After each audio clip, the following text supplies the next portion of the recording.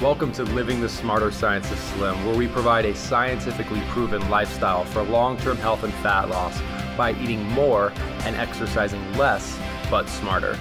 Eat smarter, exercise smarter, live better. I am so ready for that. Hey everyone, Jonathan Bailor here with another bonus episode of the Smarter Science of Slim. And I got to tell you, it's the 4th of March, but it feels like Christmas because I have been given the gift of the man AJ Jacobs. Now, just to be clear here, folks, AJ Jacobs is the editor-at-large of Esquire magazine and the author of 3 New York Times bestsellers, one of which is just so awesome. It's his book about how to be optimally healthy, or called Drop Dead Healthy. And AJ, you're awesome. Your work is awesome. Tell us a little bit about Drop Dead Healthy and what set you on that path. Sure. You're awesome too, Jonathan. Thank you for having me. I've been enjoying your stuff. Yeah, that one came about because as a writer, I like to dive into my projects and just become a human guinea pig and test everything out. And I had done a few other books along these lines. One was about my spirit trying to become more spiritual. I wrote a book called The Year of Living Biblically, where I followed every rule in the Bible as literally as possible. So the 10 Commandments, you name it, growing a beard. I grew a huge, long biblical beard. I wore sandals. I stoned an adulterer using a very small stone, using like a little pebble. So I didn't hurt him. But that was the spirit. So then I thought, I got to try the body. I got to try to remake my body. And that's where the idea for Drop Dead Healthy came about. And the thing that I love about this, AJ, is correct me if I'm wrong, but you are a writer by trade. You're a journalist by trade. You're an editor by trade. So you are not necessarily a health and wellness geek. Like, you're not someone who just loves this stuff intrinsically because you're into it. Like, you weren't a spending all your time going to the gym before this. Is that correct? I would say quite the opposite. I was in terrible shape. I never went to the gym. I wasn't traditionally fat, but I was what they call skinny fat. So I looked like, my body looked like a snake that had swallowed a goat. Just a huge gut. And then I got sick and I was in the hospital with pneumonia. And my wife said to me, I don't want to be a widow in my 40s. You've got to get in shape. And that's where I said, okay, if I'm going to do this, I'm going to go all in. I'm going to go whole hog and just try to follow every piece of medical advice I can find and see what works and what doesn't. Well, AJ, I cannot wait to dig into that actual experiment. But one thing I want to call our listeners' attention to is the description you just used of skinny fat or a snake swallowing a goat. I've never heard that part, and I love it. and if you like stuff like that, please read AJ's work, because it is seriously funny. That individuals who listen to my show know I often talk about, there are these very fortunate people in the world, naturally thin people, and we oftentimes lose sight of the existence of those millions of people who can seemingly abuse their body but still not become obese in the traditional sense. And it sounds like you may fit into that category, where you actually you put no effort for many decades into your health, but still maintained, up until the pneumonia, a relatively trim figure and pretty good health. Is that fair? Relatively trim. I think relatively is an important word. And also, I would get out of breath playing hide and seek with my kids. So I was in terrible shape in terms of like what I could do. Okay, excellent. Well, so let's dig into this. What did you? I mean, I know you did. So let's scope it. I mean, you did everything. You looked like ears, heart, libido. So let's focus a little bit more on the more traditional, just general feeling great about yourself, just feeling good, and then also being happy with the way you look. How did you tackle that? Well, I tried to do everything. So I had a long list of things, and I was busy from the moment I woke up until the moment I went to bed. So I was doing a meditation and exercise and putting on sunscreen. And if you follow what the dermatologists say, you have to put on a shot glass full of sunscreen every 2 to 4 hours. So that took up like half my day putting on sunscreen. You have to go pet dogs because there's lots of research that dogs lower your blood pressure. And I didn't own a dog, so I would go to the nearby dog park and pet strangers' dogs, which got a mixed reaction, but I was on a mission. And then I would eat my food, and there's a movement on the internet called Chewdeism. That's their term, and they are very passionate about chewing. They say that is one of the keys to health. So I would spend 50 chews per mouthful sometimes trying to get the most nutrients out. So I took it to the extreme, and in the end, I was able to figure out which ones actually worked. Well, I love a couple things about what you just said. In addition to petting other people's dogs, a quick anecdote about my life. We may be kindred spirits here because I love dogs. My wife is not a huge fan of dogs, so she doesn't want to get a dog. I want to get a dog. So we've reached this fun midpoint where there's this wonderful dog park called Marymore Park, relatively close to where I live. And we go to the dog park. We do not have a dog, but we go and we enjoy other people's dogs. So there you go. It's perfect. And I'm sure your blood pressure is much lower afterward. Exactly. Well, I want to dig into what you actually found with all this experimentation, but one thing I do want to call out and mention that I do appreciate, and I hope the listeners appreciate, is that what you've done here is, I mean, it's funny and it's awesome, but I think it's also profound and liberating because in a way, you have shown something that I like to talk about a lot, which is we're trying harder and harder to be healthier and healthier while we get sicker and sicker. And if you take all of this disparate, discombobulated, top 10 tips, internet, whatever, and actually try to do all of these things, you will in some ways destroy your life, not empower your life. What do you think? I agree. I mean, I was spending all day trying to be healthy, and it was driving me crazy.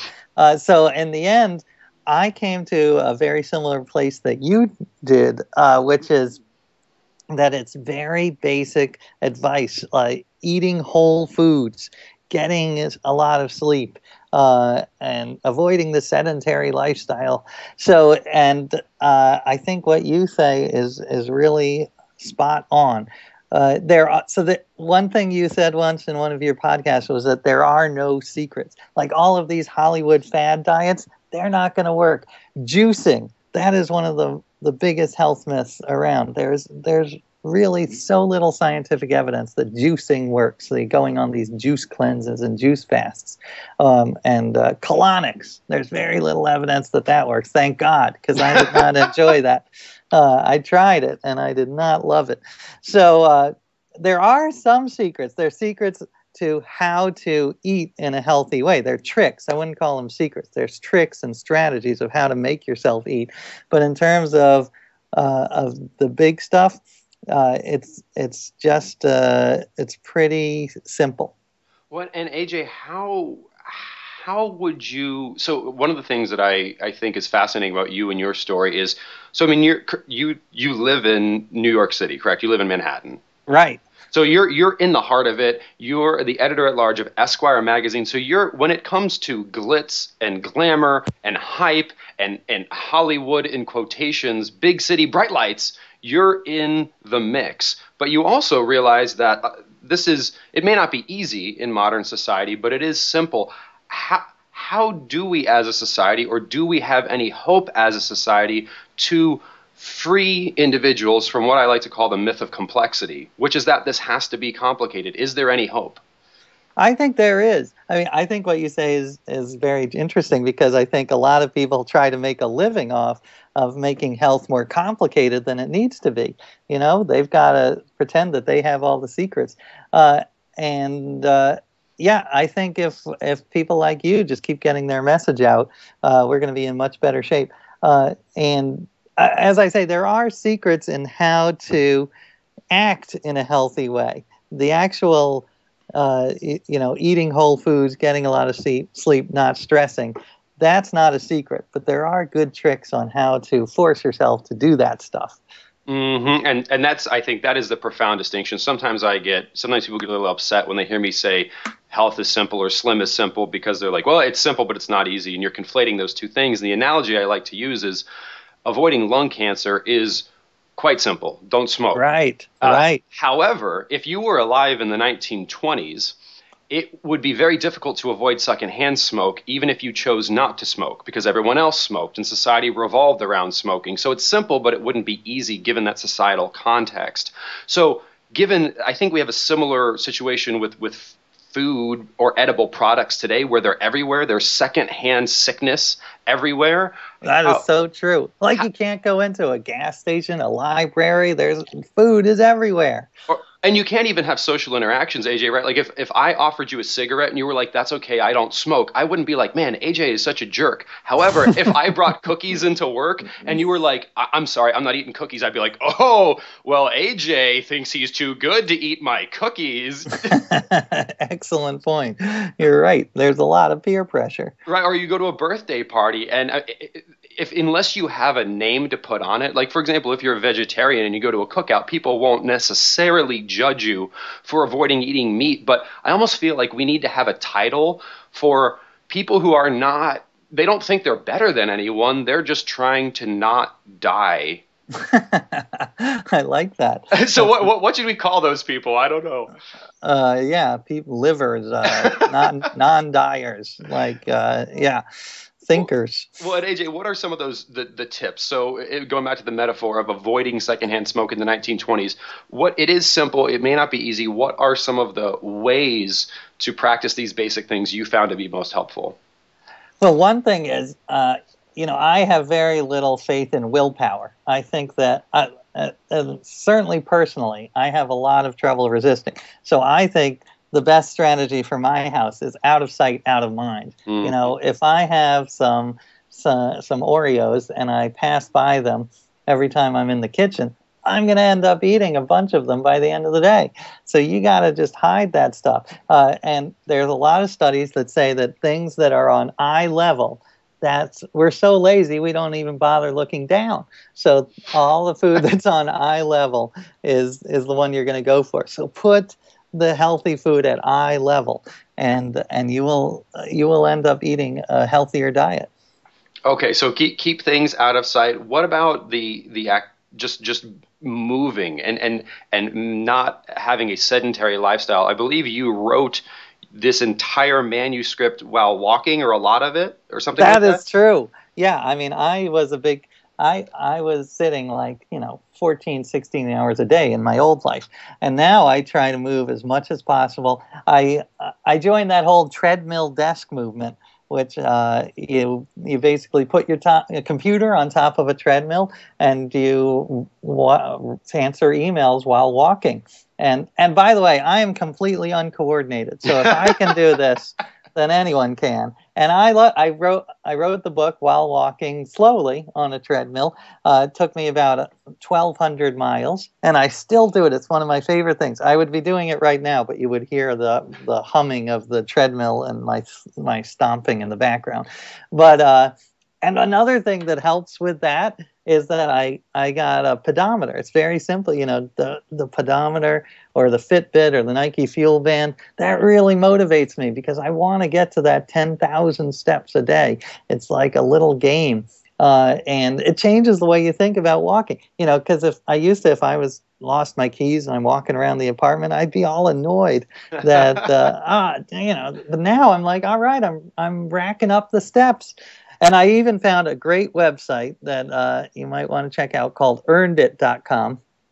And you earn points for walking. It syncs up with your Nike Fuel Band or your Fitbit.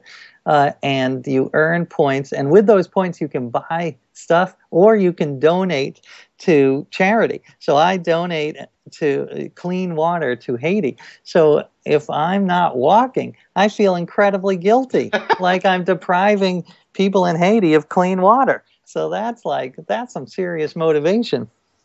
That's so awesome. That's so I love it, AJ. And I had a similar, again, I feel like we're on different coasts, but we may be cut from a similar cloth, because when I was writing my first manuscript or doing the research for it, I spent the entire time on a treadmill as well, walking on an incline. And one of the most fascinating things I found, and I'll be curious to know your experience here, was certainly being active. Released endorphins, made me feel good. I felt robust. However, I currently live a very sedentary lifestyle, and when I think back to when I was doing my research, I was walking. I would walk for at 3 miles an hour, so a brisk pace, because otherwise, reading this research, I'd fall asleep. It's not the most. So on a 15% incline. So it was relatively and intentionally intense, so that I wouldn't fall asleep. But so I would do that literally for 3 hours at a time. And I'd look at the treadmill, which this is admittedly inaccurate, but I would burn, according to the treadmill, over 1,500 calories in a stint. And I wasn't necessarily eating anymore. I was a little bit hungrier, but I also noticed that my weight wasn't changing at all. So I was burning probably 10,000 more calories a week than I do now, while my weight remained relatively stable. And the reason I bring this up is I'm curious, as when you did your experimentation, what did you find to be the most effective in terms of making you feel better? But then if you can decouple, what gave you the best results in terms of quote unquote feeling better about how you look or looking better? Well, I think I found very similar to what you did. I love having the non-sedentary lifestyle because, as you say, you feel more energetic. You don't fall asleep at your desk. There are all sorts of benefits to physical exercise. It's good for your brain, but it's not that good for losing weight because you have to burn so many calories. You have to be exercising all the time to really make a big difference. So in terms of weight loss, I do think that eating a healthy diet is much more important than exercise. And what was the impact on your family for all this, AJ? I know you're a father of 3. Is that correct? That's true. I have 3 sons. Three sons and a wife, and you're a working man. How did this affect them? Well, my sons, I try to cut down on the sugar for my sons because it is ridiculous. It is out of control. They have those every day. They have one of those little yogurts, and you look at the sugar on those yogurts, it's like 23 grams per yogurt. That's twice the amount that they're supposed to be eating for the day. It's out of control. Yep. So I've been on a mission to try to cut down on it. Juice, they think, juice is better than soda. It's not that much better. There's a huge amount of sugar in juice. So I've been trying to cut down. It is a challenge, though, because they love their sugar. They want my next project to be where I spend the year eating nothing but candy. Don't do that, AJ. We value you too much to do that to yourself. Well, thank you. They say they would join me on that one. And my wife, she got into the Fitbit, which is basically a pedometer. So we have competitions to see who can walk more a day. So that helped motivate her. I did make her do some of the more outlandish things like juice fast, and she hated that. It was a 3-day juice cleanse, and she literally lasted 3 hours. She lasted from lunch until about 3 in the afternoon, and she's like, this is a waste of my time. I like food. Oh man. Well, and what has stuck with you, AJ? What, after all of this, and folks, if you haven't read AJ's books, I mean, don't just read this, which is called Drop Dead Healthy, which is fantastic. Read them all. They're fantastic. The Year of Living Biblically was profound and humorous. But the thing that I loved about The Year of Living Biblically was, although in some ways it was satirical, at the end you were like actually just doing this, almost like Blaise Pascal or the Pascal's Wager, which is like, there may not be a God, but if there is, like, you might as well just believe in him because you'll be better off. I mean, you just tried these things, and some of them ended up sticking from a spiritual perspective. What stuck with you from a health perspective? From a health perspective, what we talked about, walking a lot on my treadmill, that was a huge difference. Changing my diet was huge. There's this one trick I have. It's a strategy developed by this Nobel-winning economist, where you've got to think about your future self. Because we have two selves. We have the self that's now that wants to sit on the couch and eat Oreos all day. And then we've got the future self that wants our current self to get up, so the future self is still alive. So I actually took this very literally and took a picture of myself and aged it digitally. So I look like a 70-year-old version of myself. I'm like 44. And I have that on my wall. I'm looking at it right now. So whenever I'm feeling lazy, I kind of look at my older version and I say, all right, I'm going to do this for you. I'm going to get off my butt for you. I'm going to eat some Brussels sprouts for this guy. Oh, well, and that is such that ability to in some ways delay gratification, because you will feel good. It's just you'll feel good later instead of now is such a core skill. And I'm curious, AJ, what is next for you? Because I'm always a fan of what you're doing, all these experiments. Are you going to continue down this path, or are you moving on to something else? Well, I just finished an article for Esquire, which just came out, and it's in the same vein, like self-improvement. This one is, I tried a movement called life logging, where you record every part of your life, including your health statistics, like how many steps you walk. But I actually had a tiny video camera that was in my ear, and it was recording from the moment I woke up to the moment I went to bed. And so the idea was, if I got in a fight with my wife, 70% of our fights are like, you never said that. That's not the way it happened. So now I could say, well, let's go to the videotape and see what actually happened. Let's go to the tape. And that turned out actually to be a terrible strategy. Because, oh, no. Yeah, because if I was wrong, then I was wrong. And if I was right, then she just got more angry. So I don't actually recommend that as a way to go. But I do think that our lives are going to be increasingly recorded. And so it sort of was a glimpse into the future. Oh, I love that. It's almost forcing us to live a little bit more of a examined life in some way, because when you have all this data available, if we can make that data useful and intelligible, that age-old saying of the unexamined life is not worth living, maybe we can make that a little bit easier. It's true, and it actually has health implications, because I was taking photos of everything I ate. And so if I was tempted to eat, a marshmallow, I had to take a photo of it. And it made me pause and say, do I really want to do this? Is this something I really need to do? And sometimes I would say no. So that's the key, is being aware of what you eat. Speaking of awareness, AJ, and just dietary habits in general, you mentioned that eating whole foods and just the transition of your diet is one of the things that stuck with you. Have you found that to be a struggle, or have your tastes changed? Like, do you crave? One of the things I've noticed, I used to never eat vegetables, ever, never, ever, ever, unless I went to a restaurant and they were served to me. Now, if I go on vacation and I don't have access to vegetables, I literally crave them, which sounds odd to some people, but what's your experience? I had the exact same experience. I think my taste changed, and I now, every day, I have a salad filled with different vegetables. And for the first month, I thought it was okay. Now, I actually love it. My kids tease me because I salivate over a salad. It's crazy. But I think that's the way our bodies work. If you commit to doing something, eventually the tastes change. Absolutely, yeah. It's fascinating how, we all know different people derive pleasure from all sorts of different things, and I really do think that's the holy grail of, once we can construct a life where we derive pleasure from things which are good for us rather than things that are bad for us. Wow, is that, I tell you, Aristotle, where like the noble person derives pleasure from that which is noble. I think that's cool that our bodies will almost like just give it. How long did you think it took you till that self-reinforcing cycle kicked in? I think it took about a month. I've read studies that say it takes 15 times to make a change in taste. For me, it was about a month.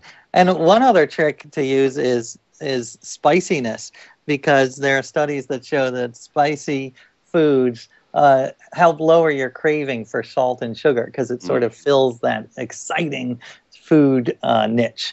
And so that's one sort of a good transitional way is spice up your vegetables, and maybe then you'll find them more interesting.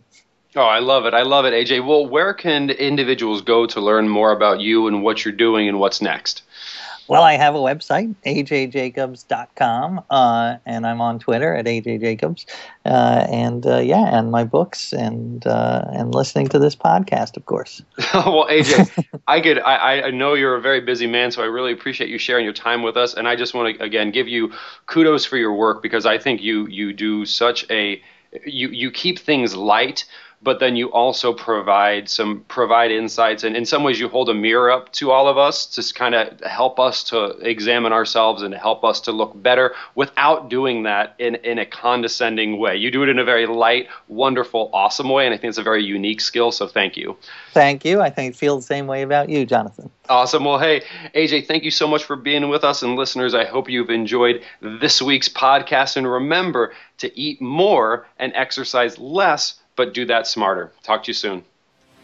Wait, don't stop listening yet. If you like the podcast and if there's other ways we can help you, please join us in the Smarter Science of Slim support group, which is freely available at the Smarter Science of Slim website, smarterscienceofslim.com. There you'll find all kinds of free recipes and success stories and just all kinds of fun stuff, like how to help your kids go sane and just great community content. And just one last thing before you go, if you wouldn't mind heading over to iTunes and up onto Amazon.com and leaving us a review, and then going over to Facebook and liking us, we would hugely appreciate it.